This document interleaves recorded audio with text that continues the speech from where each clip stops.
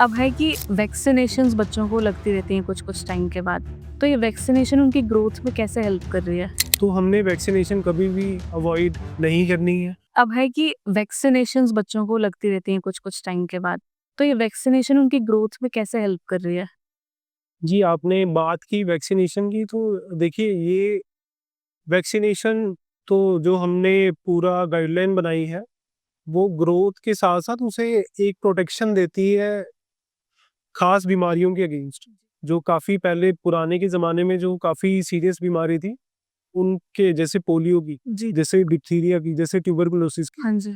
तो इन बीमारियों को अब की जनरेशन में आस्ता-आस्ता कम इसलिए हुई है क्योंकि वैक्सीनेशन अच्छी हुई। बिल्कुल। तो हमने वैक्सीनेशन कभी भी अवॉइड नहीं करनी है।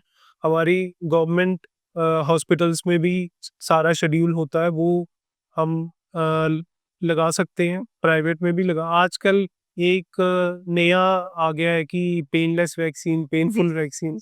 देखिए वैक्सीनेशन का पूरा शेड्यूल जो गवर्नमेंट सेटअप में है, वो और हमारा एक आईएपी का शेड्यूल है, एक नॉर्मल नेशनल इम्यूनाइजेशन शेड्यूल है।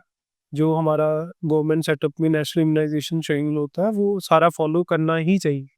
इन एडिशन अगर हम एक्स्ट्रा प्रोटेक्शन दे सकें अपने बच्चे को, तो वो हमें सेलेक्टिव वैक्सीन्स हैं जो हमें लगानी चाहिए। हाँ जी। जैसे टाइफाइड की वैक्सीन, जी। वो गवर्नमेंट सेटअप में नहीं है। जैसे इन्फ्लुएंजा की वैक्सीन, हर साल एक जैसे खांसी जुकाम सीजनल इन्फ्लुएंजा होता है, सीजनल वायरल होता है, उसकी वैक्सीन।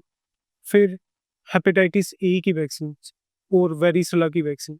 ये बेसिक वैक्सीन्स हैं जो हमें इंश्योर करनी ही चाहिए अगर हम अफोर्ड कर सकते हैं अपने बच्चे को अलग प्रोटेक्शन देने के लिए।